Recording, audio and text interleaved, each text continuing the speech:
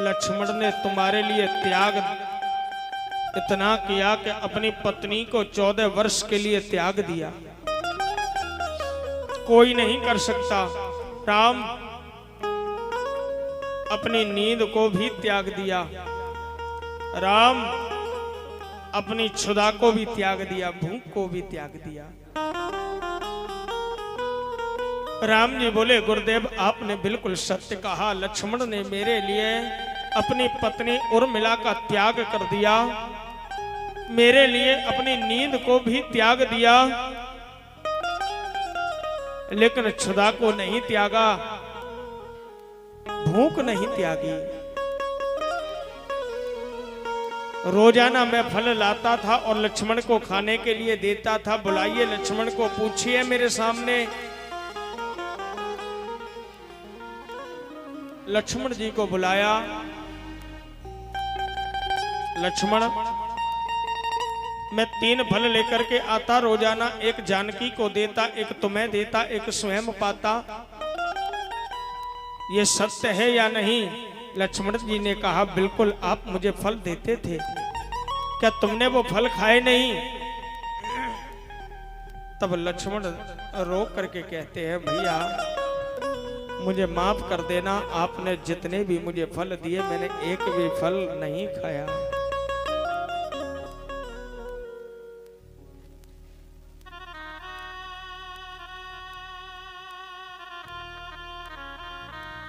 फल कहां गए?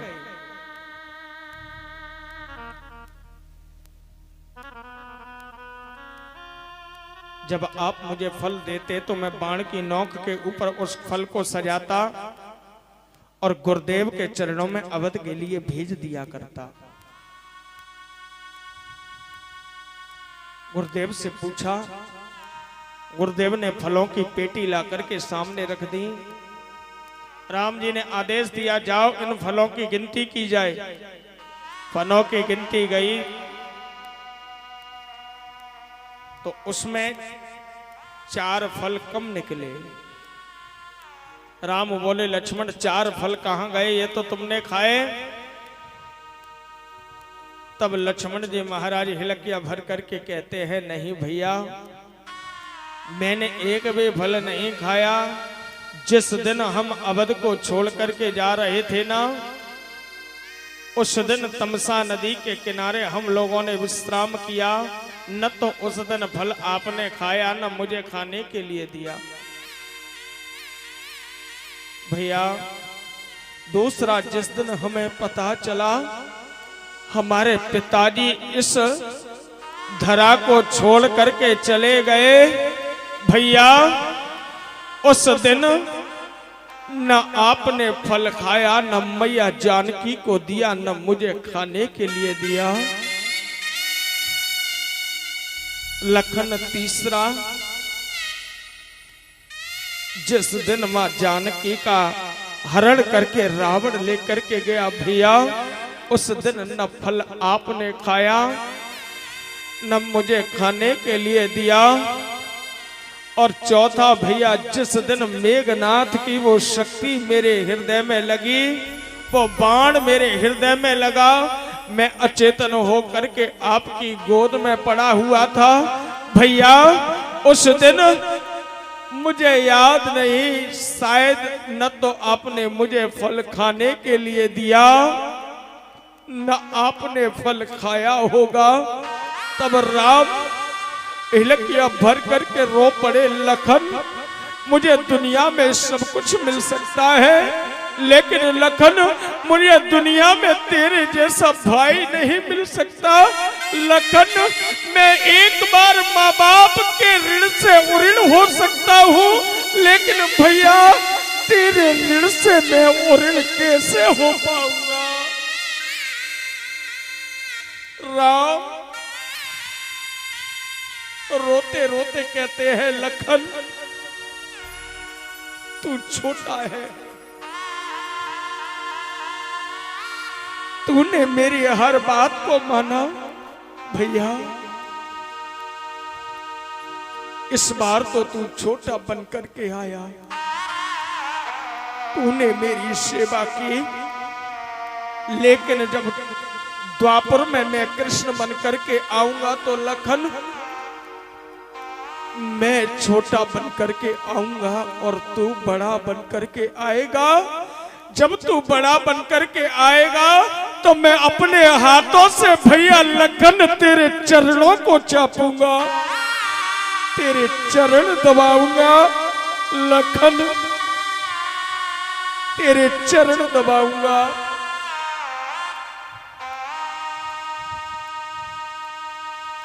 कलयुग में भाई भाई एक दूसरे को मारने के लिए तैयार है। बैठ जाइए। राम कथा कहती है घर घर में भाई भाई में झगड़ा है। 2 गज जमीन के टुकड़े के लिए, 2 गज जमीन के लिए भाई भाई को मार रहा है। एक कोर्ट में खड़ा है और एक कचहरी में खड़ा है। भैया भाई साहब भाई नहीं मिल सकता, और भाई अगर दुश्मन पे उतारी हो गया तो भाई जैसा दुश्मन नहीं हो सकता। आज की कथा सुनकर के मेरा निवेदन है, थोड़े से धन के लिए, थोड़े से पैसे के लिए भाई भाई से दुश्मनी मत बनाना। अगर बड़ा है तो छोटे को गले लगा लेना, और छोटा है तो बड़े को गले लगा लेना। भाई मुझसे गलती हो गई, अगर ये नियम आपने अपना लिया तो ध्यान रखना इस कलयुग में भी त्रेता युग चल करके आ जाएगा। कल काल में राम राज्य की स्थापना हो जाएगी, कल काल में राम राज्य बन जाएगा।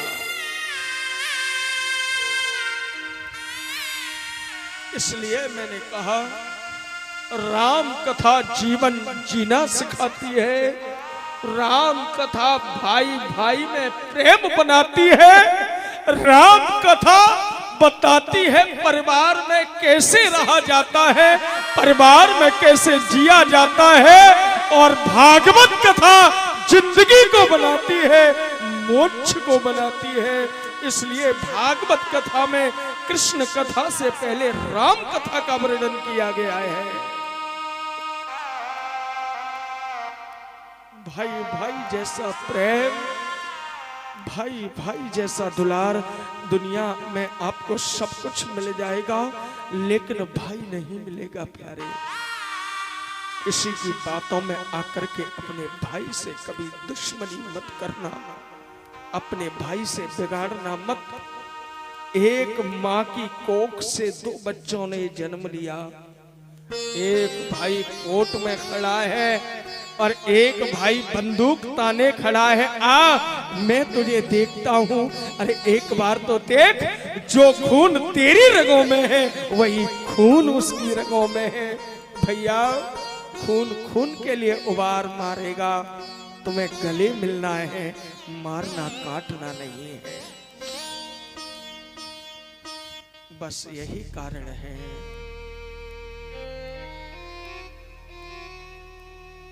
त्रेता में लक्ष्मण के रूप में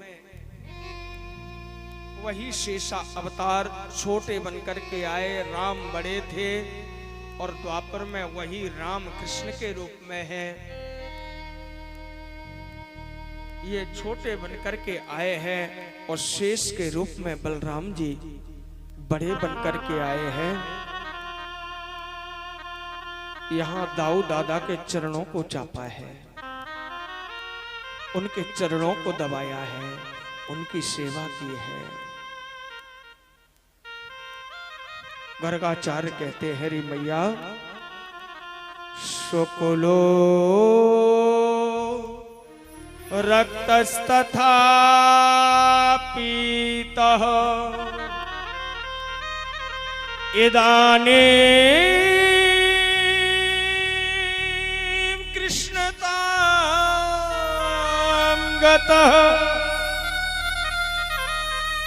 तेरी मैया, जो तेरा लाला रोहिणी की गोद में है, इसका नाम रखता हूं मैं कृष्ण। कृष्ण एक धातु है, कृष्ण अग्नि का भी नाम है। का के अंदर जो री लगी है ना, रे क्रि, का में क्र, क्र जो री लगी है।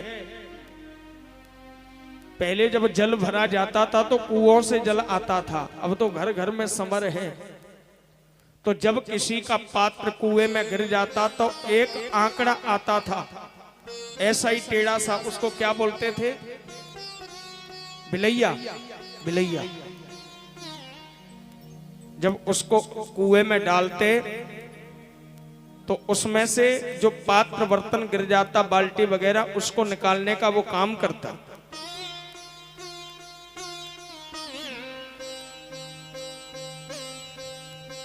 ऐसे ही जो काम में री लगी है ना, जब जीवात्मा भवसागर में गिर जाता है तो उसको पार करने का काम में लगी हुई री करती है।